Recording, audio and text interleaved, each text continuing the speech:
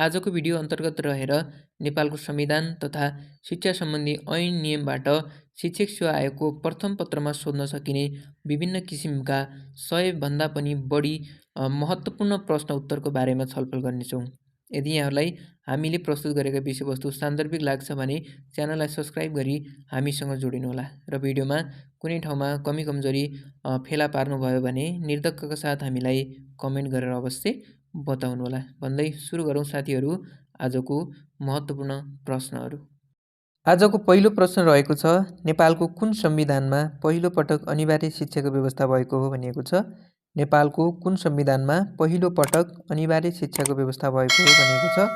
सही उत्तर रहेको छ नेपाल सरकार वैधानिक कानुन 2004मा चाहिँ पहिलो पटक अनिवार्य शिक्षाको व्यवस्था भएको हो।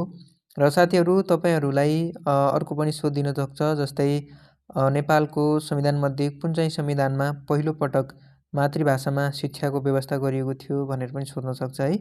जसको उत्तर चाहिँ नेपाल अधिराज्यको संविधान 2047देखि चाहिँ पहिलो पटक मातृभाषामा शिक्षा दिनुपर्छ भन्ने व्यवस्था गरेको थियो। दोस्रो प्रश्नतिर लागौँ। नेपालको कुन संविधानमा पहिलो पटक आधारभूत तहको शिक्षा अनिवार्य र निशुल्क व्यवस्था भएको हो। नेपालको कुन संविधानमा पहिलो पटक आधारभूत तहको शिक्षा अनिवार्य र निशुल्क व्यवस्था भएको हो। जुन चाहिँ नेपालको संविधान अर्थात् हालसालैको संविधानले चाहिँ आधारभूत तहको शिक्षा चाहिँ अनिवार्य र निशुल्क हुनुपर्छ भन्ने व्यवस्था गरेको छ। तेस्रो प्रश्न, नेपालको संविधानमा शिक्षा सम्बन्धी कतिवटा मौलिक हकको व्यवस्था गरिएको छ भनेको छ। सही उत्तर रहेको छ 5वटा। नेपालको संविधानमा शिक्षा सम्बन्धी हकमा चाहिँ 5वटा मौलिक हकको व्यवस्था गरिएको छ।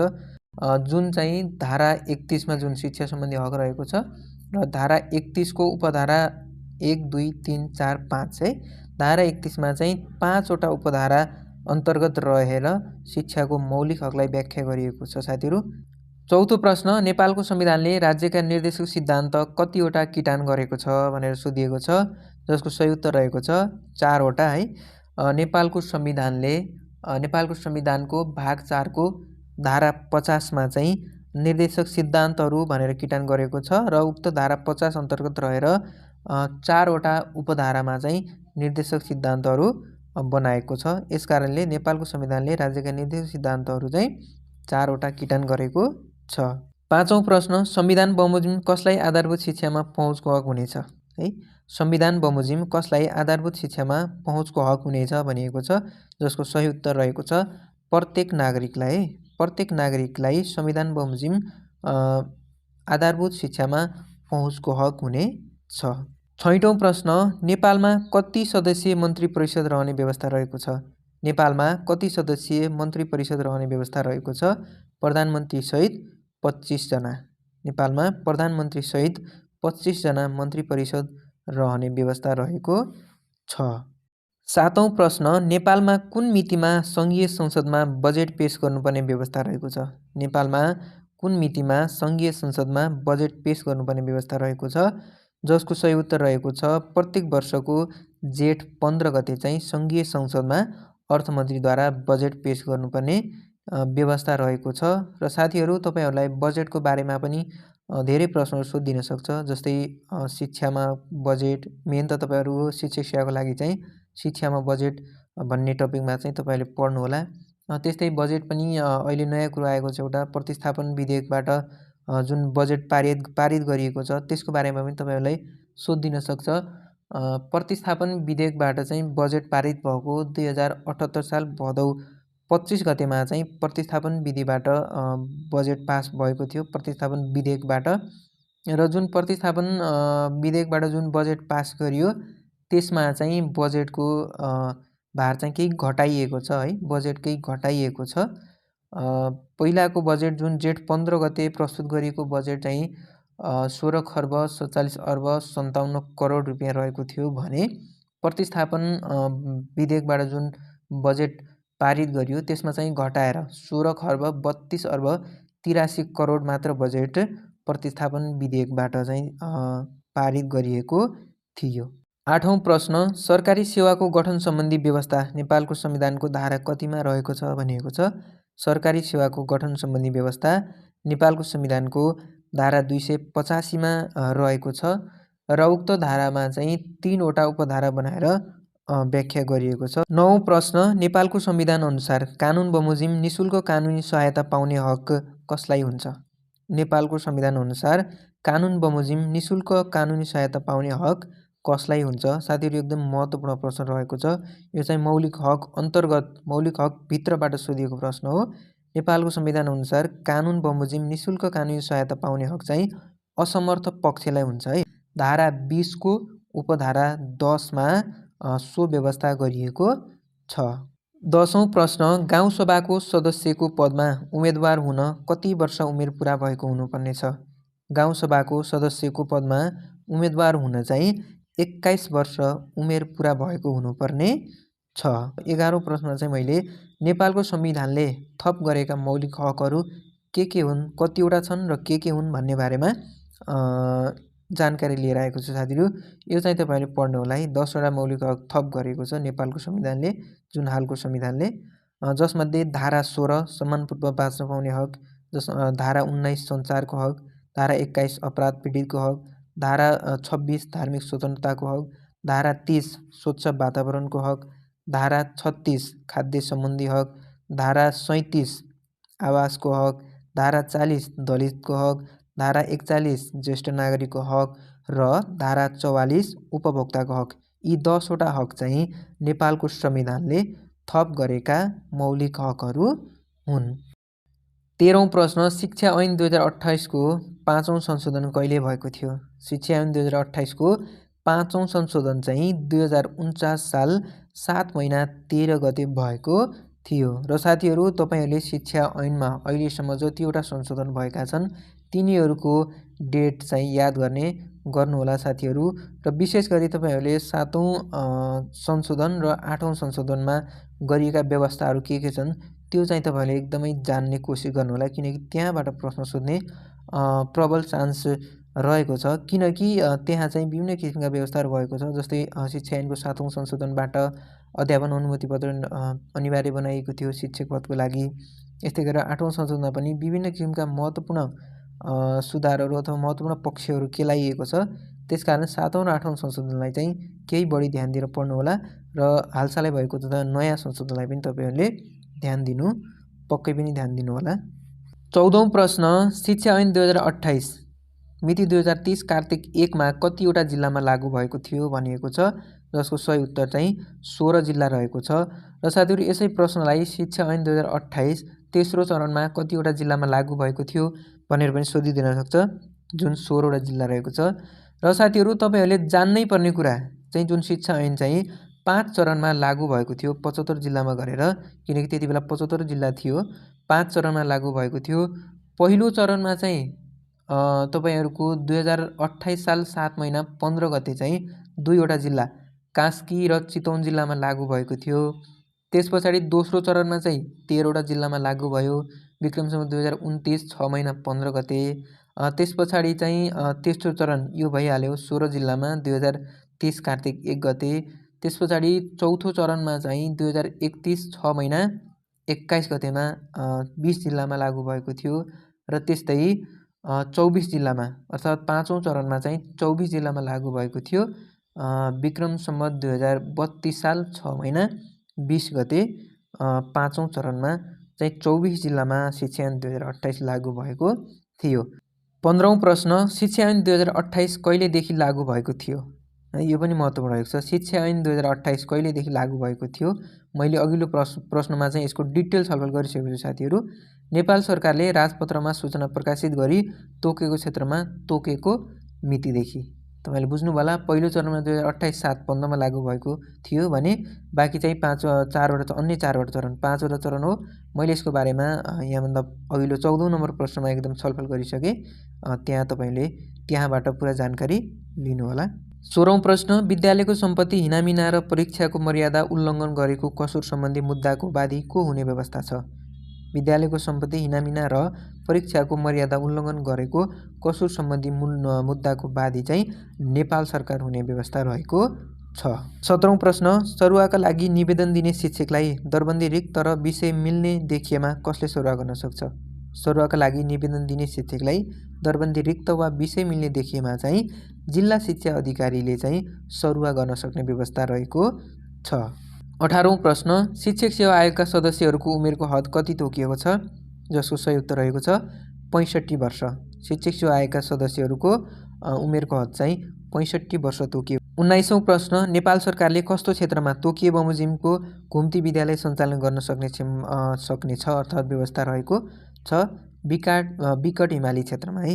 विकट हिमाली क्षेत्रमा चाहिँ नेपाल सरकारले तोकिए बमोजिम घुम्ती विद्यालय सञ्चालन गर्न सक्ने व्यवस्था रहेको छ।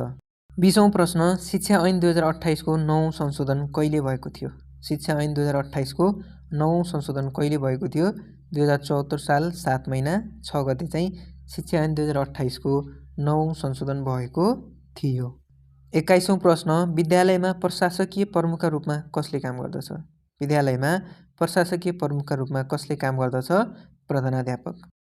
22औं प्रश्न सामुदायिक विद्यालयका शिक्षकहरूको स्थायी नियुक्ति कसले दिन्छ? जिल्ला शिक्षा अधिकारीले चाहिँ सामुदायिक विद्यालयका शिक्षकहरूको स्थायी नियुक्ति दिने गर्दछ। 23औं प्रश्न शिक्षकलाई नसिहत दिने वा 2 तलब वृद्धि रोक्का गर्ने कारबाही कसले गर्न सक्दछ? प्रधानाध्यापकले। प्रधानाध्यापकले चाहिँ शिक्षकलाई नसिहत दिने वा 2 तलब वृद्धि रोक्का गर्ने कारबाही गर्न सक्दछ। त्यो चाहिँ शिक्षकले कस्तो प्रकृतिको गल्ती गर्छ त्यो आधारमा चाहिँ प्रधानाध्यापकले कारबाही गर्न सक्ने व्यवस्था रहेको छ। 24औं प्रश्न शिक्षा नियमावली 2059 बमोजिम शिक्षकले पाउने बिदा कुन रूपमा रहने व्यवस्था छ?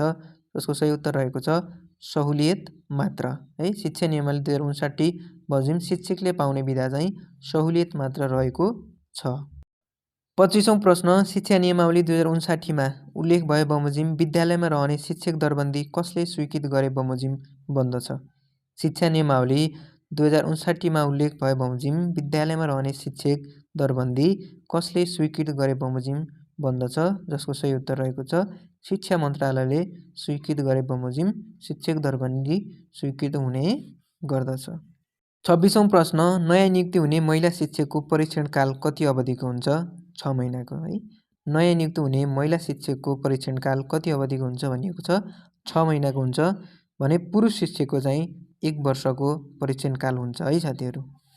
27औं प्रश्न करारमा शिक्षक नियुक्ति गर्नुपर्दा कति समयको करार गर्न सकिन्छ? 1 शैक्षिक सत्रको है। करारमा शिक्षक नियुक्ति गर्नुपर्दा चाहिँ 1 शैक्षिक सत्रको चाहिँ करारमा नियुक्ति शिक्षकलाई करारमा नियुक्ति गर्न सक्ने व्यवस्था रहेको छ। 28औं प्रश्न शिक्षा नियमावली 2059 को प्रक्रिया नपुर्याई करारमा शिक्षक नियुक्ति गरिएमा त्यस्तो शिक्षक नियुक्तिलाई कसले बदर गर्न सक्छ? है पुनः एकपटक शिक्षा नियमावली 2059 को प्रक्रिया नपुर्याई करारमा शिक्षक नियुक्ति गरिएमा त्यस्तो नियुक्त शिक्षकलाई कसले बदर गर्न सक्छ? जिल्ला शिक्षा अधिकारीले चाहिँ बदर गर्न सक्ने व्यवस्था शिक्षा नियमावलीमा रहेको छ। 29औं प्रश्न शिक्षकले भइपरि आउने र पर्व बिदा कति दिनसम्म सञ्चित गरेर राख्न पाउँछन्? जसको सही उत्तर रहेको छ सञ्चित गरेर राख्न पाउँदैनन् है। शिक्षकले भइपरि आउने बिदा र पर्व बिदा चाहिँ सञ्चित गरेर राख्न पाउँदैनन्। 30औं प्रश्न कति वर्ष सेवा गरेको स्थायी शिक्षकले सेवाबाट अलग भएमा उपदान पाउने व्यवस्था छ? शिक्षकले उपदान पाउने व्यवस्था भनेर भनिएको छ कम्तीमा 5 वर्ष सेवा गरेको र 20 वर्षभन्दा मुनि 5 वर्षभन्दा माथि र 20 वर्षभन्दा मुनि सेवा गरेको शिक्षकले चाहिँ जति बेला पनि चाहेमा उपदान लिन पाउने व्यवस्था रहेको छ। 31औं प्रश्न जिल्ला स्तरमा गठन हुने नोकरी अवधि निर्धारण समितिको अध्यक्ष को रहन्छ? जिल्ला स्तरमा गठन हुने नोकरी अवधि निर्धारण समितिको अध्यक्ष को रहन्छ भनिएको छ जिल्ला शिक्षा अधिकारी रहने व्यवस्था रहेको छ। 32औं प्रश्न शिक्षकले प्रचलित कानुन बमोजिम युनियन दर्ता गर्नु अघि कसको सिफारिस प्राप्त गर्नुपर्दछ? शिक्षक युनियन दर्ता गर्नुभन्दा अगाडि चाहिँ शिक्षा मन्त्रालयको सिफारिस प्राप्त गर्न जरुरी रहेको हुन्छ। 33औं प्रश्न शिक्षक सेवा आयोग नियमावली 2057 हालपटक कति पटक संशोधन भएको छ? शिक्षक सेवा आयोग नियमावली 2057 हालसम्म कति पटक संशोधन भएको छ भनिएको छ जुन चाहिँ 11 पटक संशोधन भएको छ र 11औं संशोधन चाहिँ 2078 साल 9 महिना 19 गते भएको थियो है साथीहरू। 2078 साल 9 महिना 19 गते चाहिँ शिक्षक सेवा आयोग नियमावली 2057 को 11औं संशोधन भएको थियो। 34औं प्रश्न, शिक्षक सेवा आयोग नियमावली 2057मा कतिवटा नियमहरू रहेका छन्? शिक्षक सेवा आयोग नियमावली 2057मा कतिवटा नियम रहेका छन्? जसको सही उत्तर 55वटा नियम रहेका छन्। 35औं प्रश्न, शिक्षक सेवा आयोग नियमावली 2057मा कतिवटा अनुसूची रहेका छन्? शिक्षक सेवा आयोग नियमावली 2057मा कतिवटा अनुसूची रहेका छन्? जुन चाहिँ 2वटा अनुसूची रहेका छन् साथीहरू। यसमा धेरै साथीहरू चाहिँ कन्फ्युजन भइरहेको देख्छु म। 2वटा अनुसूची रहेको छ र पहिलो अनुसूचीमा चाहिँ कार्य सम्पादन मूल्याङ्कन फारम रहेको छ है साथीहरू। पहिलो अनुसूचीमा कार्य सम्पादन मूल्याङ्कन फारम रहेको छ भने दोस्रो अनुसूचीमा चाहिँ अध्यापन अनुमति पत्रको ढाँचा भन्ने रहेको छ। कन्फ्युज नहुनु होला साथीहरू। पहिलो र दोस्रोमा धेरै साथीहरू कन्फ्युज हुनुभएको छ। पहिलोमा चाहिँ कार्य सम्पादन मूल्याङ्कन ढाँचा फारम र दोस्रोमा चाहिँ अध्यापन अनुमति पत्रको ढाँचा भनेर छुट्याइएको छ। 36औं प्रश्न, शिक्षक सेवा आयोग नियमावली 2057 संशोधन सहित अनुसार अन्तर्वार्ताका लागि कति अङ्क निर्धारण गरिएको छ? 25 अङ्क है। शिक्षक सेवा आयोग नियमावली 2057को संशोधन अनुसार अन्तर्वार्ताका लागि शिक्षक पदको अन्तर्वार्ताका लागि चाहिँ 25 अङ्क निर्धारण गरिएको छ। 37औं प्रश्न, शिक्षकको कार्य सम्पादन मूल्याङ्कन गर्दा तालिम बापत कति अङ्क प्रदान गर्ने व्यवस्था रहेको छ? जसको सही उत्तर रहेको छ 10 अङ्क प्राप्त गर्ने व्यवस्था रहेको छ। 38औं प्रश्न, शिक्षक सेवा आयोग नियमावली 2057को 10औं संशोधन कहिले भएको? जुन चाहिँ 2076 साल मङ्सिर 13 गते भएको छ र यसको 11औं संशोधन भइसकेको छ साथीहरू। मैले अघिल्लो प्रश्नमा छलफल गरिसकेको छु। त्यहाँबाट तपाईहरूले पक्कै पनि जानकारी लिइसक्नुभयो होला 11औं संशोधनको। 39औं प्रश्न, खुला प्रतियोगितात्मक परीक्षाद्वारा पदपूर्ति गर्दा कुल पद सङ्ख्याको कति प्रतिशत पद समावेशी समूहका लागि छुट्याएर पदपूर्ति गर्नुपर्ने कानुनी व्यवस्था रहेको छ भनेको छ। खुला प्रतियोगितात्मक परीक्षाद्वारा पदपूर्ति गर्दा कुल पद सङ्ख्याको कति प्रतिशत पद समावेशी समूहका लागि छुट्याएर पदपूर्ति गर्ने व्यवस्था रहेको छ भनेको छ। जसको सही उत्तर रहेको छ 45%। 40औं प्रश्न, स्थानीय सरकार सञ्चालन ऐन 2074मा कतिवटा परिच्छेदहरू रहेका छन्? स्थानीय सरकार सञ्चालन ऐन 2074मा कतिवटा परिच्छेदहरू रहेका छन् भनिएका छन्? 15वटा परिच्छेद रहेका छन् स्थानीय सरकार सञ्चालन ऐन 2074मा। त्यस्तै 41औं प्रश्न, स्थानीय सरकार सञ्चालन ऐन 2074मा कतिवटा दफा रहेका छन्? स्थानीय सरकार सञ्चालन ऐन 2074मा कतिवटा दफा रहेका छन्?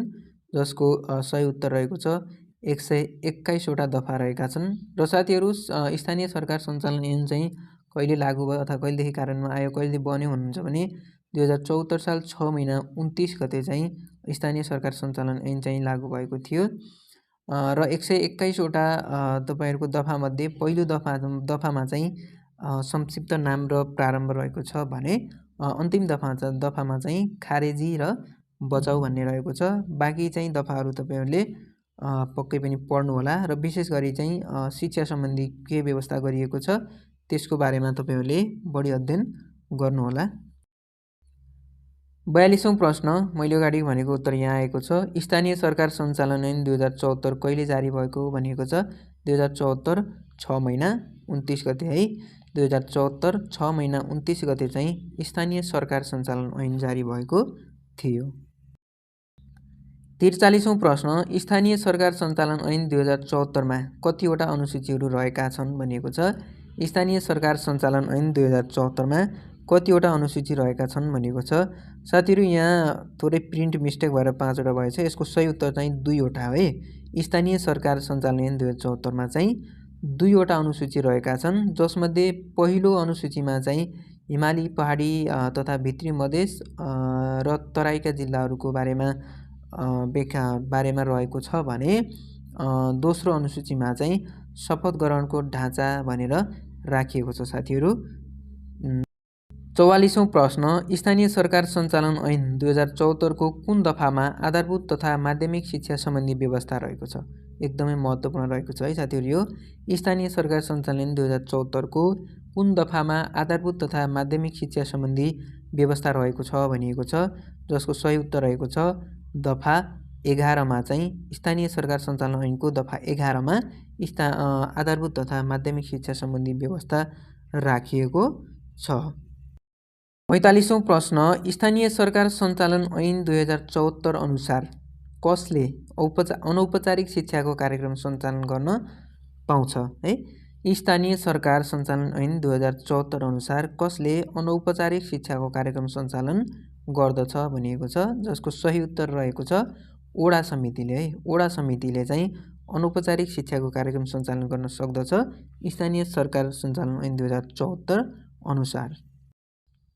46औं प्रश्न स्थानीय सरकार सञ्चालन ऐन 2074 अनुसार ओडा समितिले शिक्षा सम्बन्धी कुन कार्य गर्दैन है। स्थानीय सरकार सञ्चालन ऐन 2074 अनुसार ओडा समितिले शिक्षा सम्बन्धी कुन कार्य गर्दैन भनेको छ शिक्षक सरुवाको लागि सिफारिस चाहिँ ओडा समितिले गर्दैन है साथीहरु। यदि अप्सनमा अन्य सही र शिक्षक सरुवाको लागि सिफारिस भन्ने आयो भने चाहिँ शिक्षक सरुवाको लागि सिफारिस चाहिँ ओडा समितिले गर्दैन। 47औं प्रश्न स्थानीय सरकार सञ्चालन ऐन 2074 अनुसार गाउँ तथा नगरपालिकाले शिक्षा सम्बन्धी कुन कार्य गर्ने व्यवस्था गरेको छैन है। स्थानीय सरकार सञ्चालन ऐन 2074 अनुसार गाउँ तथा नगरपालिकाले शिक्षा सम्बन्धी कुन कार्य गर्ने व्यवस्था गरेको छैन भनेर तपाईहरुलाई अप्सनमा अनिवार्य शिक्षा र बाँकी चाहिँ जुन काम स्थानीय सरकार सञ्चालन ऐनले गर्दछ त्यो सोध्यो भने चाहिँ अनिवार्य शिक्षा भन्ने चाहिँ गाउँ तथा नगरपालिका शिक्षाले गर्ने व्यवस्था रहेको छैन। 48औं प्रश्न स्थानीय सरकार सञ्चालन ऐन 2074 अनुसार नगरपालिकाले आधारभूत शिक्षा सम्बन्धी कुन कार्य गर्दैन भनिएको छ पाठ्यक्रम निर्माण गर्ने काम चाहिँ गर्दो रहेनछ है साथीहरु। स्थानीय सरकार सञ्चालन ऐन 2074 अनुसार नगरपालिकाले आधारभूत शिक्षाको चाहिँ पाठ्यक्रम निर्माण गर्ने काम चाहिँ गर्दैन। 49औं प्रश्न स्थानीय सरकार सञ्चालन ऐन 2074 को कुन दफामा ओडा समितिको शिक्षा सम्बन्धी कार्य रहेको छ। स्थानीय सरकार सञ्चालन ऐन 2074 को कुन दफामा ओडा समितिको शिक्षा सम्बन्धी कार्य रहेको छ भनेको छ दफा 12 मा चाहिँ ओडा समितिको शिक्षा सम्बन्धी कार्य रहेको छ।